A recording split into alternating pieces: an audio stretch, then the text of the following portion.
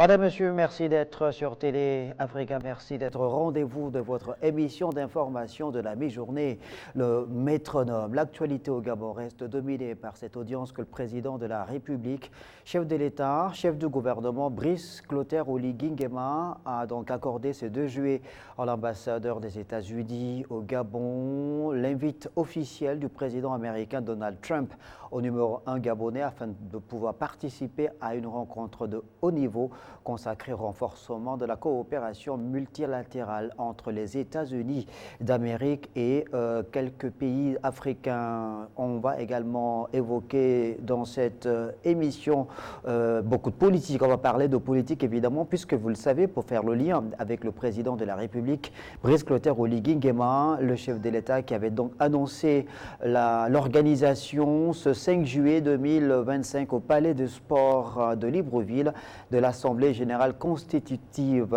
d'un parti politique à son initiative. Donc, on parlera de politique donc à la faveur de l'examen et l'adoption par le Parlement gabonais de 2 lois, la loi consacrée aux partis politiques et la loi en rapport avec la répartition des sièges. Vous le savez évidemment, cette répartition de sièges qui sera actée après l'organisation au mois de septembre prochain des élections jumelées, élection des députés à l'Assemblée nationale et élections locales. On va également parler d'agriculture dans cette émission parce que mon invité du jour est un agriculteur reconnu dans notre pays depuis plus d'une trentaine d'années maintenant. Il est présent dans ce secteur d'activité dans sa province natale du Wollentem au nord du Gabon. J'ai le plaisir de recevoir sur ce plateau M. Clément Ndomba. Monsieur Clément Ndomba, bonsoir. Bonsoir. Merci beaucoup. Je précise à l'endroit de nos téléspectateurs que M. Clément Ndomba est ancien ministre, ancien député également. Il est originaire de la province du Wollentem, plus précisément du département du Wolle, et ses activités politiques, eh bien, il les tient depuis plusieurs années dans le 3e siège du canton Unkié. C'est bien ça? C'est ça. Merci beaucoup Clément Ndomba d'avoir accepté d'être présent sur le plateau de l'émission Le Métronome pour que nous puissions évoquer avec vous les questions liées à la politique, mais surtout à votre passion aussi, l'agriculture, non sans faire un petit point sur l'actualité sociale en ce qui concerne l'opération de déguerpissement initiée par le gouvernement de la République. Alors commençons par la politique, commençons par ce qui est factuel, ce qui fait donc l'actualité politique. Je l'ai dit, c'est l'examen par le Parlement, l'Assemblée nationale et le Sénat de 2 projets de loi, examen et adopté donc en ce qui concerne le premier, le fonctionnement des partis politiques. Il y a aujourd'hui de nouvelles conditionnalités qui vont donc sous-tendre la création des partis politiques au Gabon. Il faut désormais avoir 10 000 adhérents avec NIP, avoir un siège, avoir un compte bancaire. Comment l'acteur politique expérimenté que vous êtes réagissez par rapport à ces nouvelles conditionnalités? Je vous remercie déjà de me recevoir dans votre studio. Ça fait longtemps que j'ai mes pieds ici. Ça fait très longtemps, oui. Par rapport à l'actualité politique, surtout la répartition des sièges, la création des partis politiques, bon, je reviens en arrière en regardant ce qui a été dit au Congrès, au dialogue inclusif, national inclusif, où les populations ont voulu la réduction du nombre de partis politiques qui dépassait les 120 pour un petit pays de 2 millions d'habitants. Bon. C'est une volonté populaire qui vient d'être actée par une loi, mais les conditions initiales ont été changées. Le dialogue demandait 18 000, on a réduit à 9, puis à 12, puis à 10. Aujourd'hui, l'équilibre s'est fait autour de 10 000 adhérents. Bon. Ce n'est qu'une loi qui vient d'arriver. On va voir ce que ça va donner. Et la loi est ce qu'elle est. Elle fait mal, mais c'est la loi. Les gens qui veulent créer des partis politiques doivent aussi se soumettre. Et je crois que ça s'active de part et d'autre pour respecter ces normes qui viennent d'être dictées par la loi. Vous venez de le dire, Clément Domba, la loi est dure, mais c'est la loi. Oui. Dura lex, sed lex, évidemment. Mais est-ce que vous pensez que ces conditions-là peuvent apporter un élément de réponse par rapport à ce que vous avez évoqué, le fait qu'il y ait un nombre important de partis politiques au Gabon pour une population estimée à 2 millions d'habitants? Est-ce que les petits partis, ce qu'on a qualifié depuis plusieurs années dans notre pays comme étant des partis gazelles, sont obligés de pouvoir désormais se fédérer? Oui, écoutez, même dans les affaires, ce sont les regroupements qui portent. Aller en solitaire, avoir des petits partis familiaux, ça ne va pas nulle part. Et on connaît certains hommes politiques où la femme est députée, le mari est maire, et puis ça s'arrête dans leur petite ville, ça ne va pas plus loin. Or, un parti politique a pour ambition de prendre le pouvoir. Et pour prendre le pouvoir, il faut être représenté dans toutes les provinces, dans toutes les circonscriptions. Donc, c'est important qu'on sache aussi ce que vous voulez faire, ce que votre parti veut faire, et que ce soit jugé par tous les composantes de la société. Donc, les regroupements, c'est bien. Ça va permettre de livrer une guerre, de participer à l'expression, à l'animation de la vie politique du pays. Je pense que ça va être un peu plus fort que ça. Il faut qu'il y ait un peu de solide dans cette affaire-là et que les uns et les autres aspirent démocratiquement à prendre le pouvoir, mais par les urnes. Par les urnes. Donc, ces regroupements-là, je crois que c'est une bonne chose. Alors, au-delà donc de la première loi, celle qui concerne la création des partis politiques et des nouvelles conditionnalités, il y a la seconde en lien avec la répartition des sièges. Ce qu'on observe aujourd'hui, c'est qu'il y a donc 2 nouveaux sièges qui ont été attribués à la diaspora pour ce qui est de l'Assemblée nationale. Donc, on partirait de 143 à 145 sièges désormais. Et pour le Sénat, c'est 18 nouveaux sièges, donc désormais on aura 70 sénateurs. Comment vous réagissez? Bon, je crois que pour ce qui est des sièges de la diaspora, j'ai l'impression qu'on a un peu cédé aux réseaux sociaux qui font du bruit en essayant de les intégrer, de les organiser pour éviter le désordre. Mais ça existe en France, être député de la diaspora, il faut déjà avoir les moyens, là aussi, d'être en Europe, aux États-Unis, à gauche, à droite, pour avoir le sentiment de tout le monde. Je crois que c'est le député qui a un siège le plus difficile, parce que le député de la diaspora, je les plains parce que ça va être une affaire de gros sous pour être là. Mais si c'est la volonté populaire, pourquoi pas? Mais quant aux sénateurs, je crois qu'on harmonise les choses. C'est la première chambre, si elle a 70 sénateurs et que la deuxième a 145, bon, on entre de plein pied. On n'est pas obligé de rester de faire comme avant. On entre de plein pied dans la 5e République. On verra ce que ça va donner. Une loi n'est pas inamovible. On peut la réduire, qu'on peut ajouter. Encore que, on n'a pas procédé vraiment au redécoupage des sièges parce qu'on a dit qu'on va faire ça après le recensement. Mais quand on aura fait le recensement, il va falloir encore voir la répartition des sièges. Mais je pense que le temps et la sortie de la transition ont fait qu'on conserve les choses en l'état, mais je pense que les choses vont encore bouger. Ça ne peut pas rester là. Alors, répartition donc des sièges, on l'a dit, 2 députés supplémentaires pour l'Assemblée nationale en ce qui concerne la diaspora, sachant que ces 2 députés au niveau de la diaspora représentent 2 sièges, un siège pour l'Afrique, un siège pour l'Europe et l'Amérique. Mais il y a certains observateurs qui estiment aussi que cette augmentation du nombre de sénateurs tombe à point nommé parce que le gouvernement actuel, sous l'impulsion de Brice Clotaire Oligui Nguema, est en train de véritablement traduire en acte la politique de décentralisation, la mise en place de la décentralisation. La décentralisation ne dépend pas du nombre de sénateurs. La décentralisation, c'est une option politique.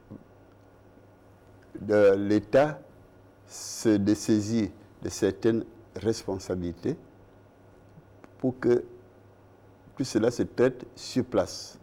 Ce n'est pas le sénateur qui va le faire. Il y a déjà eu beaucoup d'écrits, beaucoup de choses qui ont été écrites par rapport à la décentralisation. Malheureusement, elle n'a jamais démarré. Espérons que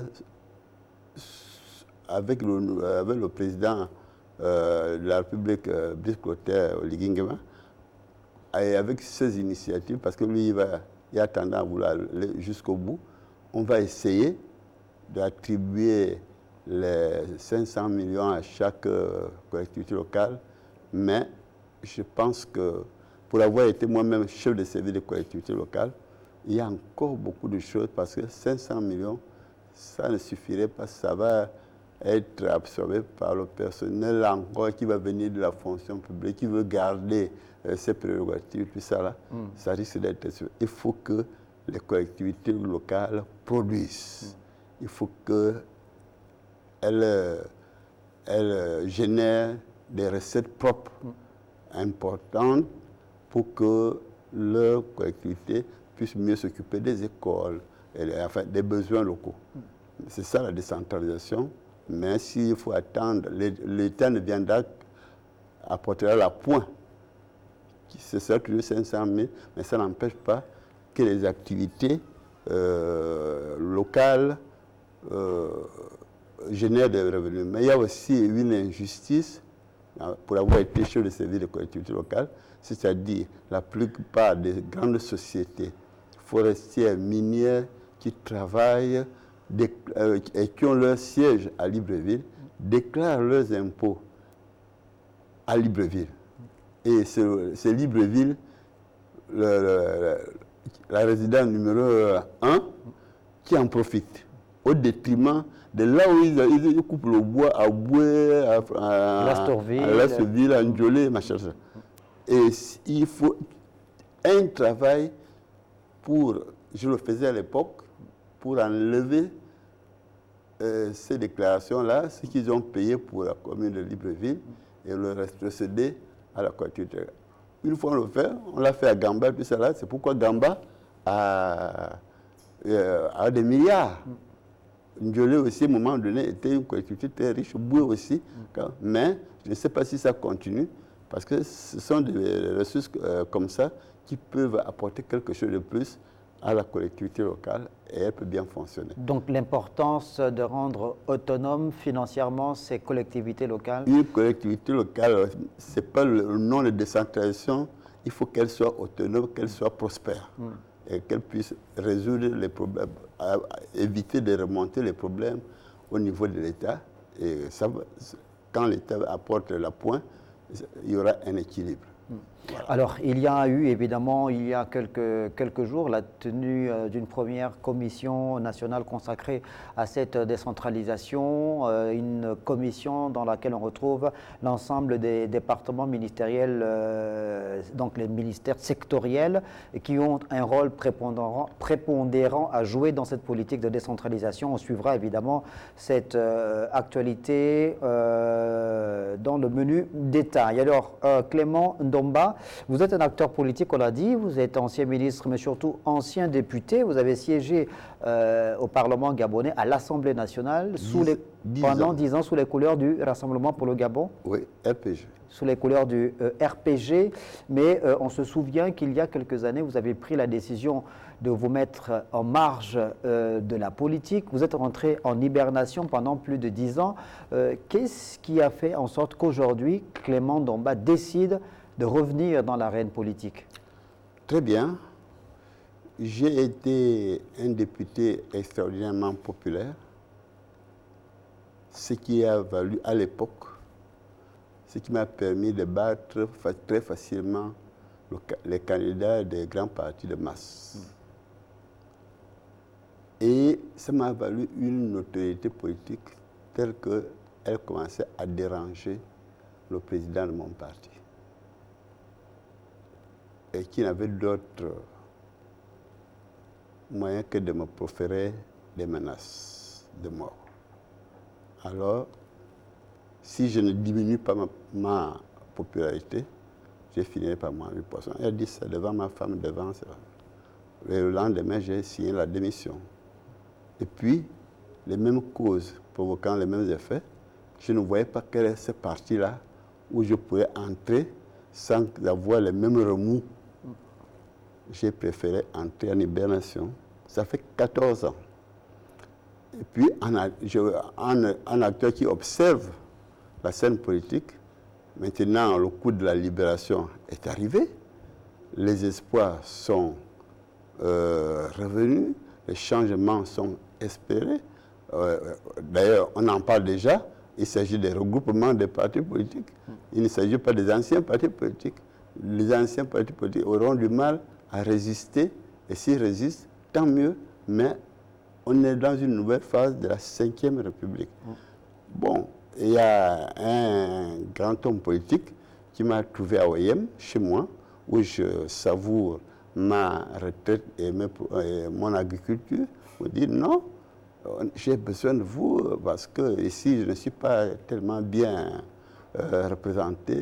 Je pourrais avoir besoin de votre expérience si vous pouvez venir avec nous. C'était au mois de mars 2025. Ça ne date même pas. Ça n'a même pas 6 mois. Alors, j'ai dit pourquoi pas, parce que ça ne me sert à rien de rester à l'écart. Il faut que je me mouille maintenant. Donc, je reviens. Je suis déjà revenu. Sous quelle bannière? Dans quel parti politique? Sous la bannière du RPM. RPM, le Rassemblement pour la patrie et la modernité, qui est dirigé par le vice-président Hugues-Alexandre Barrot-Chambrier. Voilà. Donc, ça ne fait pas 6 mois. Donc, je crois que on va voir ce que ça va donner. C'est par cette porte-là que je suis revenu en politique. Parce que c'est un monsieur assez calme et assez chaleureux. Alors vous êtes un doyen, on l'a dit, évidemment, bien connu du paysage politique national, notamment dans la province du Wollo-Ntem, dans le département du Wollo. Vous continuez à faire de la politique d'abord dans votre siège, le 3e siège de canton Kié, c'est ça? Maintenant que je suis revenu, je pense que la première, comment dirais-je, la politique que je vais faire va d'abord concerner le canton qui est, parce que j'ai fait énormément de choses dans le canton qui est. Je doute que les gens du canton qui est puissent brusquement oublier Clément Ndomba, parce que les faits sont là. Si on entre dans le canton qui est aujourd'hui, dans chaque village, chaque regroupement, j'ai fait ça, j'ai fait ça, j'ai fait ça. C'est là, c'est encore là. Donc vous avez un bilan qui parle pour vous? Un bilan qui parle pour moi, je n'ai pas besoin de forcer. Donc, même si j'amène un gars, je dis votez-le, il passe. Maintenant que le président a besoin de quelqu'un, au-delà même de... Il y a même des possibilités au-delà même du canton pour que... Je l'avais fait déjà quand j'étais au RPG. J'ai mené la politique dans tout le département du Wolof. Et je peux même faire la politique dans toute la province du Wolof. Parce que du Wolontem, parce que quand je vais là-bas, je fais un communiqué que j'arrive, même jusqu'à 4 h du matin, les gens m'attendent. Je n'ai même pas besoin d'avoir les gardes-corps. Donc, l'expérience est la vérité, parce que je fais une politique vraie, suivie des exemples. Et cet exemple que je fais là, regardez comme ça se passe chez moi, ça peut aussi se passer chez vous. Ce n'est pas la peine, il n'y a pas de miracle. Donc, on peut essayer. C'est pour ça que les hommes et les femmes aiment m'entendre, parce que j'apporte des solutions pratiques à la vie du village que je connais très bien. Alors, et je suis tout le temps avec eux. Vous êtes donc désormais cadre du RPM, dirigé par Hugues Alexandre Barraud-Chambrier. Votre mission, je l'imagine, évidemment, on l'imagine, c'est de faire en sorte que cette formation politique-là ait un véritable ancrage dans le département du Wolof. Je pense que alors, c'est oui. Parce que pour l'instant, ce n'est pas encore tout à fait ça, mais nous allons nous battre pour qu'on ait une part importante de gâteau dans cette province. Dans la province du Wolontem. Alors, il y a, on le sait, l'échéance électorale qui se profile à l'horizon. C'est l'organisation des élections jubilées, élections de députés de l'Assemblée nationale et les élections locales. Est-ce que l'ancien député que vous êtes nourrit le vœu, l'ambition d'être à nouveau candidat, être sur le terrain? Ben, écoutez, la politique ne se fait pas en haut, elle se fait sur le terrain. Le terrain que je connais très bien, il faut un petit renouvellement. Il faut que je le dise, parce que jusque-là, pour être clair, je n'ai pas encore dit publiquement à OIM que je suis dans le RPM. Maintenant que les choses s'éclaircissent, je vais une fois, et d'ailleurs je pars demain, apprendre aux uns aux autres que désormais je milite dans le RPM et que je compte travailler avec eux et ceux qui me suivent dans le RPM. Ça va être fait d'ici 4 matins, avant même les élections. Donc je fais savoir ma position publiquement à la radio où on parle, radio OIM où on parle enfant et en français. Je vais le faire, je n'ai plus rien à cacher, il n'y a pas de honte à ça. Et puis, chacun va avec ses moyens.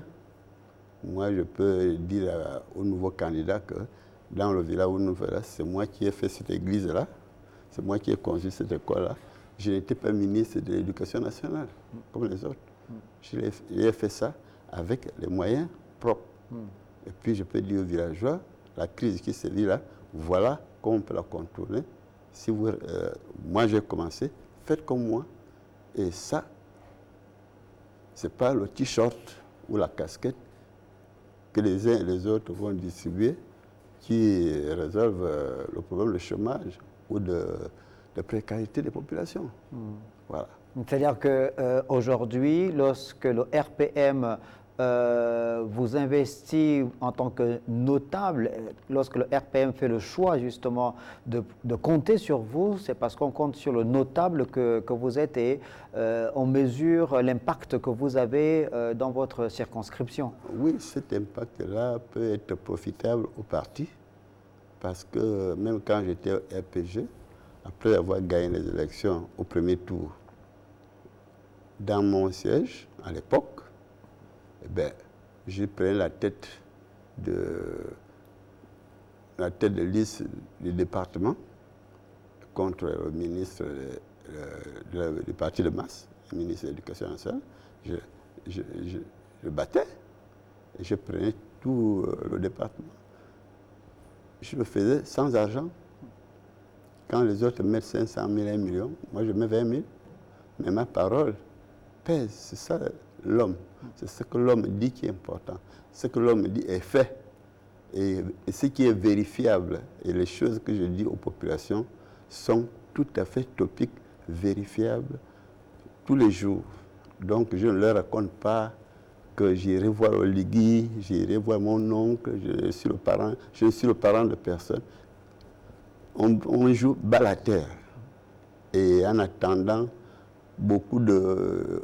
Ce que j'ai rencontré, beaucoup de cadres qui sont à Libreville, quand ils apprennent que les mamans au village n'ont que le nom de Boyan à la bouche, ils veulent dire, oh, je suis au PDG, si on m'enlève du travail, viens dire mon fils, on ne va pas mourir le même jour.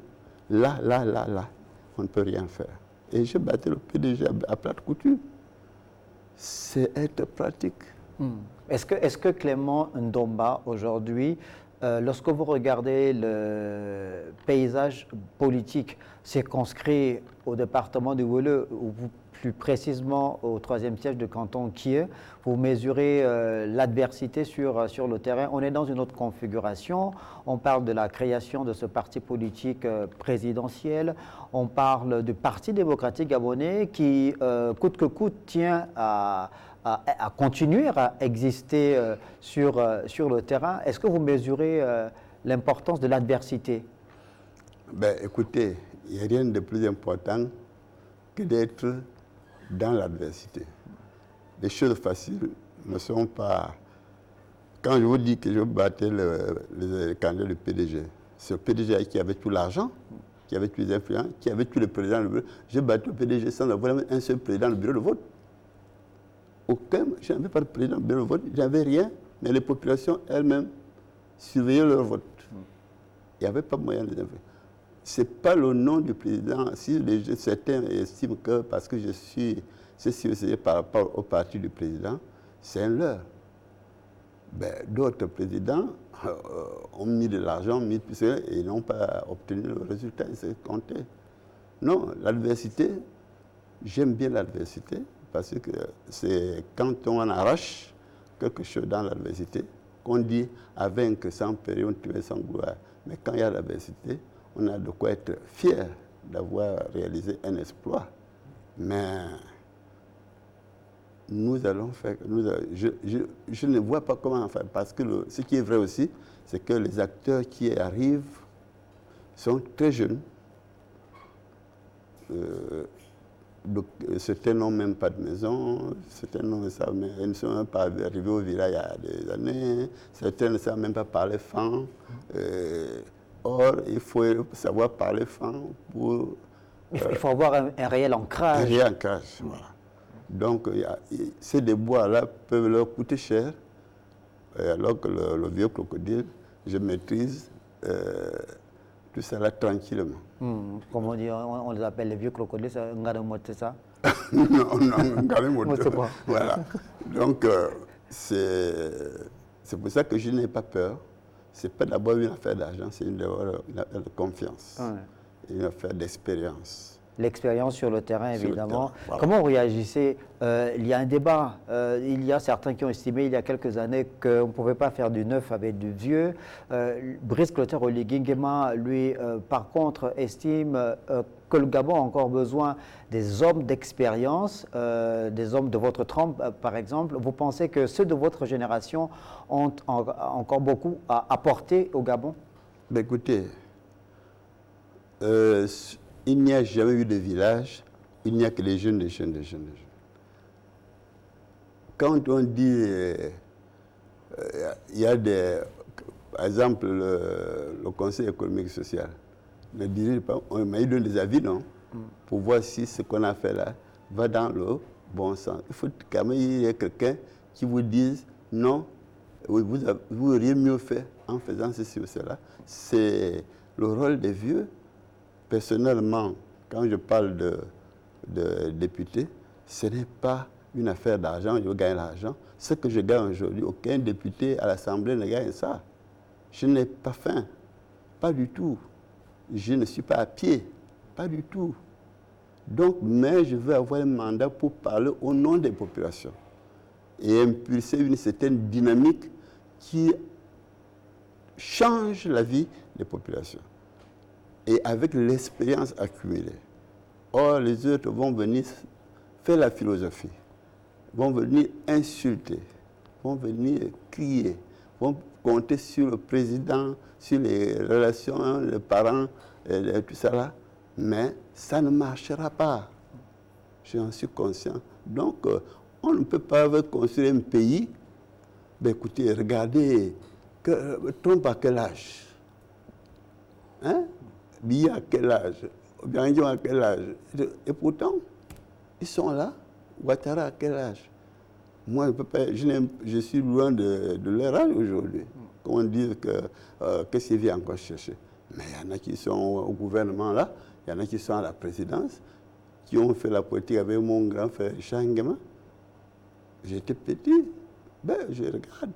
Mais non, on ne peut pas faire un village, un pays, en disant qu'il faut tuer tous les vieux. Nous avons aussi vu, depuis qu'on a essayé de mettre les jeunes aux affaires, alors là, ils sont combien en prison? Il y en a qui n'ont jamais vu l'argent et qui, pour la première fois, se retrouvent là où il y a l'argent, ça ne tombe pas 2 jours après, il est en prison. Parce qu'il manque d'expérience. Moi, je suis d'abord, dans ma formation personnelle, je suis un inspecteur principal du Trésor, diplômé de l'école du Trésor de Paris. Donc, devant l'argent, je ne tremble pas. J'ai géré, touché avec mes mains des milliards de ce pays, des milliards. Et quand j'ai revendiqué ma retraite, le Trésor, pendant 1 ou 2 ans, m'a payé un bonus de 1 million par mois, alors que j'étais pour me récompenser. Donc, et on vient me dire, comment tu faisais? Je dis, on fait comme ça, on fait comme ça. On est là pour conseiller, on n'est là pas pour jouer le premier rôle, mais pour dire aux jeunes, allez à droite, allez à gauche, pour l'avancement de votre pays, pour le redresser. Mais si ça ne tenait qu'à une question de vie, ce que je gagne aujourd'hui me suffirait largement. Clément Ndomba, alors la politique, c'est donc l'organisation pour vous par le gouvernement des prochaines échéances électorales, on a dit élections jubilées, des députés à l'Assemblée nationale, élections locales. Est-ce que vous pensez que si vous y allez, ce serait cette fois-ci pour le Sénat? Non, je vais... En fait, dans ces choses-là, c'est le président du parti qui décide. Là où il voudra que j'anime, j'irai. Mais le Sénat, c'est une élection indirecte. La députation, c'est une élection directe. Je préfère avoir l'opinion directe, chaleureuse des populations, que d'attendre que les conseillers d'une collectivité locale m'attribuent le Sénat. Je trouve ça ne fait pas un peu chaud, c'est un peu froid comme fonction. Mais la décision reviendra au président du parti. Clément Ndomba, vous êtes un fin observateur de la vie politique au Gabon, mais également de la gouvernance, impulsée par Brice Clotaire Oligui Nguema depuis le 30 août 2023, date qui correspond donc à ce coup d'État, au coup de libération. L'élection présidentielle a été organisée le 12 avril dernier, plébiscite qui a donc vu la victoire écrasante de Brice Clotaire Oligui Nguema avec 94,85% des suffrages accordés par les populations gabonaises. Il y a eu la nomination d'un vice-président de la République, d'un vice-président en charge de l'action du gouvernement, la composition d'une nouvelle équipe gouvernementale. Et parmi les mesures phares initiées par ce nouveau gouvernement dit de la Ve République, le premier, cette grande opération d'urbanisation du Grand Libreville avec l'opération de déguerpissement des populations, notamment dans la vallée Seine-Marie, au Charbonnage, au Bas de Guégué, aussi au Carrefour Sni, au Vendo. Votre réaction par rapport à cette opération d'urbanisation de Libreville? Je veux d'abord dire que j'ai personnellement pris part au référendum avec ma vieille voiture. J'ai personnellement pris part à la campagne présidentielle pour que le président Brice Clotaire Oligui Nguema soit là où il est. Et je suis très content qu'il soit là. Parce que les prémices, les ondes qu'il a d'abord, les ondes émises dès ses premiers jours de pouvoir sont prometteuses. Donc, je ne regrette pas d'avoir voté ou d'avoir poussé à ce score-là, qui est un score historique. je le dis, je ne l'ai jamais vu. Je n'ai jamais parlé au président, je ne l'ai jamais vu. J'ai tenté, ça a été difficile, j'ai laissé. Maintenant, c'est le président de la République, le président des hommes. Ce n'est pas le président des animaux. Ce sont ces hommes-là qui l'ont porté au pouvoir. Et ces hommes-là, quand bien même on sort d'une période obscure de l'ancien régime, tout ce qui a été fait, les gens qui ont touché l'argent, qui ne sont pas partis, il y a même aussi l'argent qui a été mis pour construire telle ou telle chose derrière l'Assemblée, tout ça là, et l'argent aussi a disparu. Maintenant, comme il est là, on ne fait pas les omelettes sans casser les œufs. Mais attention, l'esprit militaire doit être atténué. Il s'agit des hommes. Ça aurait pu être moins brutal que ça. Ce que je reproche à cette opération, c'est la brutalité. Mais l'objectif est louable.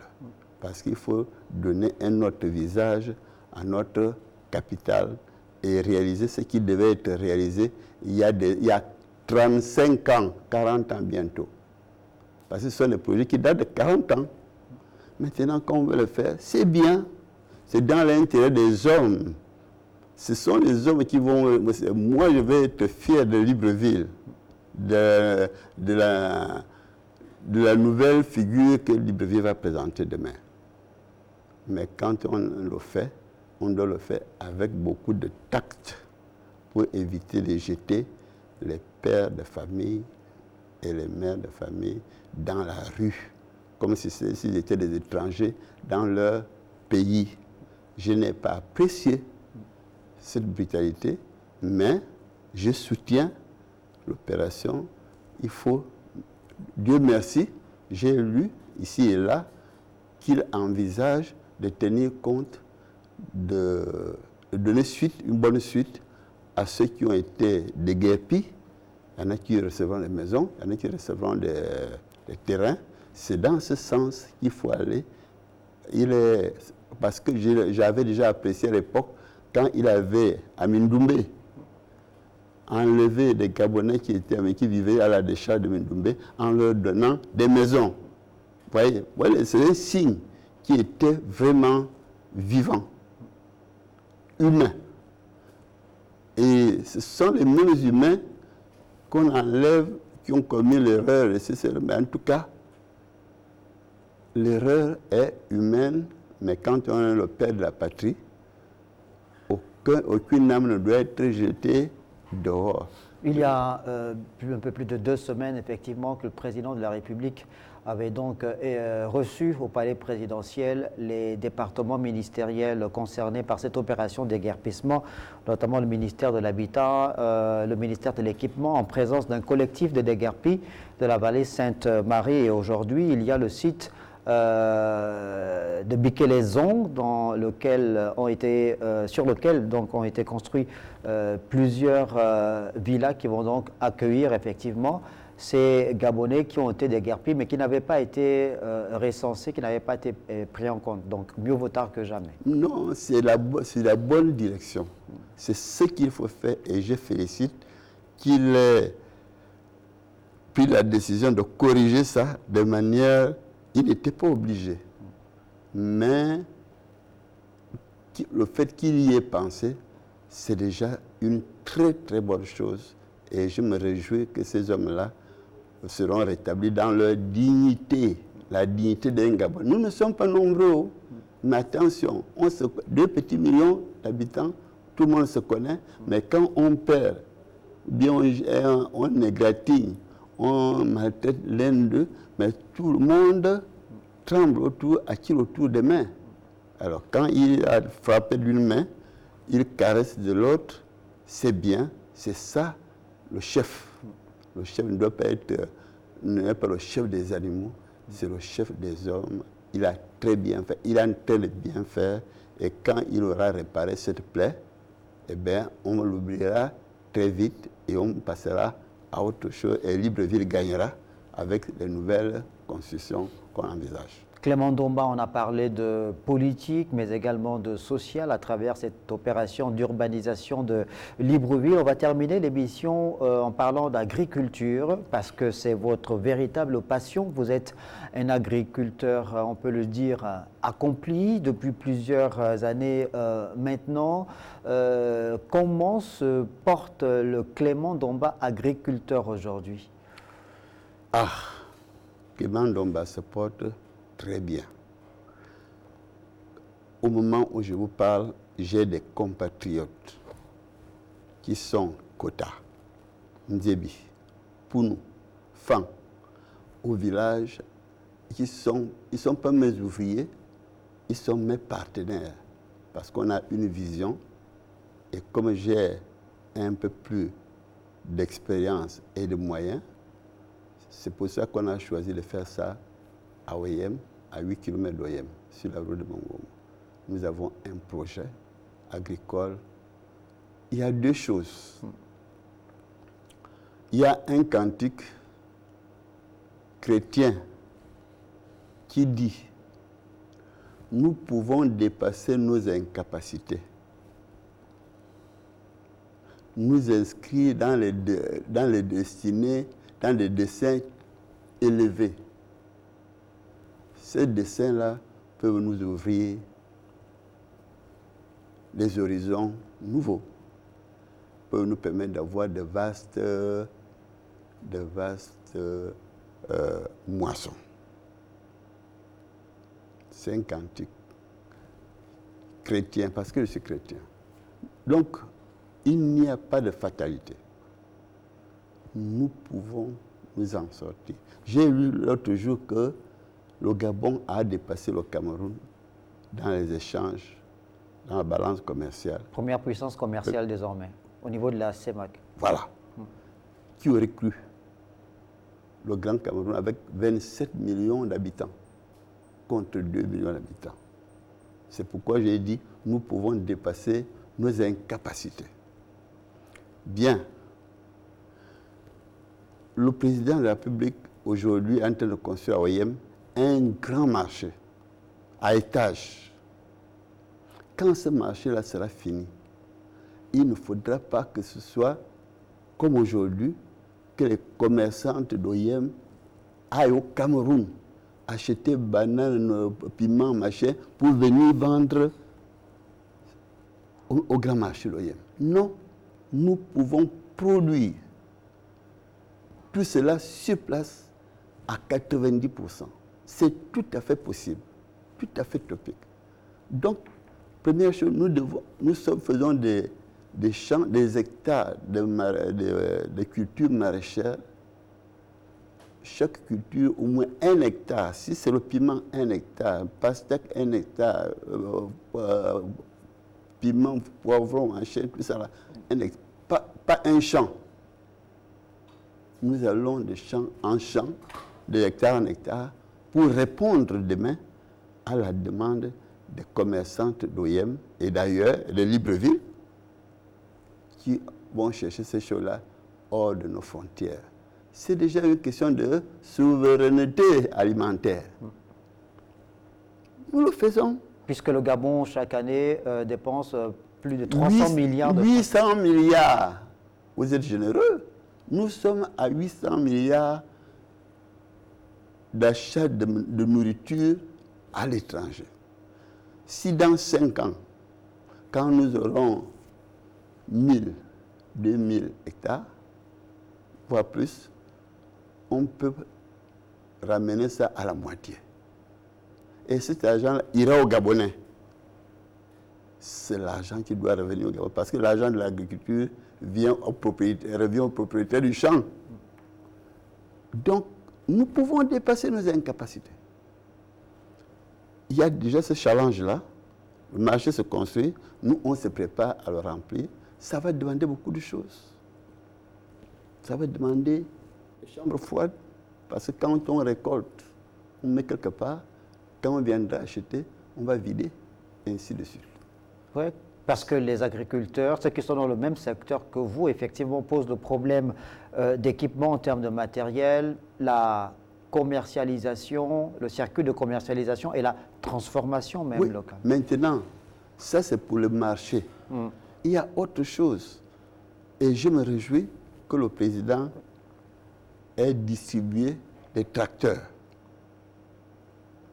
Donc, on change d'outil de travail.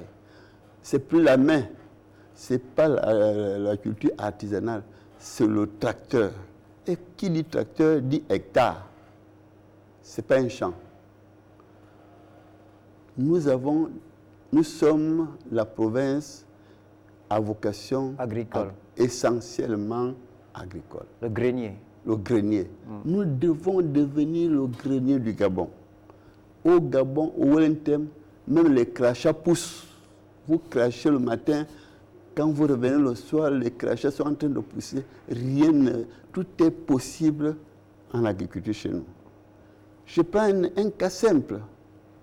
Si on nous donne des tracteurs sans bulles, parce que nous sommes en zone forestière, n'est-ce pas? Le tracteur ne travaillera pas à cause des souches. Je n'ai pas de tracteur en ce moment. Qu'est-ce que nous faisons? J'achète des motoculteurs, qui comme sont les vélos, donc vous pouvez éviter, là où il y a les souches, vous contournez en labourant. Mais le tracteur va tout droit. Donc il faut d'abord que dans notre pool de matériel qu'on nous a donné dans le Wellington, on ajoute des bulles parce que nous avons la forêt. La plus grande difficulté, c'est de conquérir des terres en éliminant la forêt. Quand on aura fait ça, banco. Imaginez simplement, je prends les choses simples, l'arachide et le maïs. L'arachide pousse et est récolté au bout de 3 mois. Quand un tracteur sème un champ d'arachide, au bout de 3 mois, vous récoltez 20 tonnes. Quand un tracteur sème un champ de maïs, au bout de 3 mois, vous récoltez 10 tonnes. Imaginez que le département du Wolo est 1000 hectares, à raison de 200 hectares par canton, parce qu'il y a 5 cantons. Donc tous les 3 mois, on va récolter 20 000 tonnes. 20 000 tonnes, ça veut dire 20 millions de kilos d'arachide. Il y a de quoi ouvrir des unités de transformation. Le Wellington peut produire abondamment l'huile d'arachide et la présenter dans la CAC comme Made in Gabon. Et ça va créer énormément d'emplois, tant depuis les champs, depuis le conditionnement, depuis la transformation, la vente, et tout ça là. Et chacun peut produire dans son propre terroir, sans avoir besoin de venir habiter la ville d'Oyem. C'est ça, parce que l'enfant, un écan, n'est pas ouvrier agricole. Il est propriétaire de son champ. C'est ce qu'on nous a appris. Ça veut dire que pour vous, il faut passer de cette étape de propriétaire à ouvrier agricole? Non, il faut passer, parce que quand on est venu créer SIAT, les plantations de VA, ou bien les plantations d'huile de palme, de palmeraie qu'on a, mais on a pris des ouvriers. SIAT, Olam. Ces gens-là, la société appartient à SIAT, à Olam, mais aucun ouvrier n'est propriétaire. Mais dans le cas d'espèce, chacun cultive l'arachide dans le terroir ancestral, qui peut avoir 2, 5, 10 hectares. Et quand on a fini de cultiver avec les moyens techniques, il a un fermage qui peut lui rapporter 2 à 3 millions, voire 4 tous les 3 mois. Clément Domba, on sait que dans les années 30 ou 20, 30, 40, la province de Wellington fait partie des premières provinces, sinon la première province à avoir permis à ce que des Gabonais arrivent à se réaliser sur le plan social grâce à la culture du café et du cacao. Oui. Est-ce que vous pensez qu'aujourd'hui, c'est encore possible de créer une nouvelle génération, justement? Mais justement, moi, cher monsieur, chaque Wellentémoin doit avoir dans son village, même s'il est directeur général, même s'il est ministre, même s'il est député, doit avoir sa plantation dans son village. Le café et le cacao ont été tués politiquement pour éviter. Ouais, on a mis entre les villageois et on a mis la Kestap qui dicte le prix du kilogramme de cacao et qui va vendre à l'étranger plus fort qu'il n'a acheté chez le pauvre paysan. Aujourd'hui, moi, je ne peux pas faire le cacao parce que je ne peux pas faire un produit dont le prix est imposé ailleurs. Parce qu'il y a tellement, l'agriculture, ce n'est pas facile. Et quelqu'un vient te dire, après la sueur, dit 500 000 francs le kilo. Ça veut dire qu'il faut réorganiser, parce qu'on sait que la Kestab régule, elle est dans le cadre de la péréquation. La Kestab exploite les pauvres paysans. Selon moi, je n'ai pas besoin de mettre les gants. Il faut enlever, il faut libéraliser. Comme ça, mais ça va faire beaucoup d'argent parce que nous sommes sur Internet aujourd'hui. On connaît le coût du café et le coût du cacao à l'international. Quand je vous dis 1000 francs, vous savez qui va aller vendre à 5000 francs. Qui gagne? C'est la Kestab? C'est l'État qui gagne. Mais non, l'État peut prendre les taxes d'exportation. L'État a beaucoup d'autres façons de récupérer, mais pas se placer comme l'acheteur. Et quelquefois, on vous dit il n'y a pas d'argent seulement. Quand l'argent sera là, on vous prend le café. Mais dans les autres pays, comment ça se passe, notamment en Côte d'Ivoire? Est-ce que ce sont les agriculteurs qui revendent sur le marché international? C'est bien l'État ivoirien qui achète auprès... Aujourd'hui, c'est la même bagarre. C'est la même bagarre entre l'État et les producteurs, les planteurs de cacao et de café. C'est la même bagarre, c'est-à-dire l'État sait que cette affaire-là génère énormément d'argent et qu'une telle quantité d'argent ne peut pas reposer sur quelques individus. C'est politiquement compréhensible, mais c'est injuste. Parce que celui-là qui a travaillé, il a sué et l'État ne lui a pratiquement pas donné grand-chose. Moi, je ne peux pas faire ça. Parce que nous avons, comme je vous ai dit, les choses que nous voulons faire pour développer l'industrialisation, il y a d'autres, comme je fais les fruits de la passion. J'ai introduit les fruits de la passion dans le Wellington. J'étais au Maroc le mois dernier. J'ai constaté que le Maroc ne produit pas les fruits de la passion. Et nous, on produit les fruits de la passion. Le climat ne leur permet pas de produire les fruits de la passion. Mais chez nous, on peut produire les fruits de la passion. Donc vous avez établi des partenariats avec ce qu'il va falloir faire au Maroc? Ce qu'il va falloir faire, parce que le Maroc inonde le Gabon de mandarines et d'oranges. En contrepartie, nous, pour équilibrer la balance, nous allons introduire les fruits de la passion au Maroc et dans les pays du Maghreb. C'est un vaste marché. En plus, la France est de l'autre côté de la Méditerranée. Les besoins, c'est un fruit qui est très recherché et qui pousse très bien chez nous. Mais il reste à mettre les moyens de le cultiver. Vous voyez, il y a des niches d'argent qui font en sorte que, je vous dis, par exemple, je vais vous donner un dernier exemple, que l'arachide dont je vous parle, qui est cultivé au Sénégal, entre dans le PIB du Sénégal à concurrent de 31%. Le Sénégal n'a pas de forêt, n'a pas de terre. Les terres du Wellington ne sont pas au Sénégal. Nous avons les meilleures terres que les terres. Donc, si on développe ça, les produits non pétroliers, voilà un exemple qu'il faut suivre. Dans le cadre de la diversification de l'économie. La diversification de l'économie. Clément Ndoma, on est arrivé au terme de l'émission. Une minute en guise de conclusion avant qu'on se dise au revoir. Bon, mon rêve, ma vision, c'est que, puisque nos autorités ont compris qu'il faut changer d'outil de production, il ne faut pas qu'ils s'arrêtent en chemin en faisant semblant. Je ne suis pas, comment dirais-je, chauvin. Tous les engins qu'on a distribués, si on ne complète pas comme je vous dis là, et ce n'est pas la première fois qu'on distribue des tracteurs, c'est peut-être la deuxième ou troisième fois, après ils disparaissent. On va les trouver encore proprement comme un réserve, parce on ne peut pas les utiliser à cause des raisons que j'ai données tout à l'heure.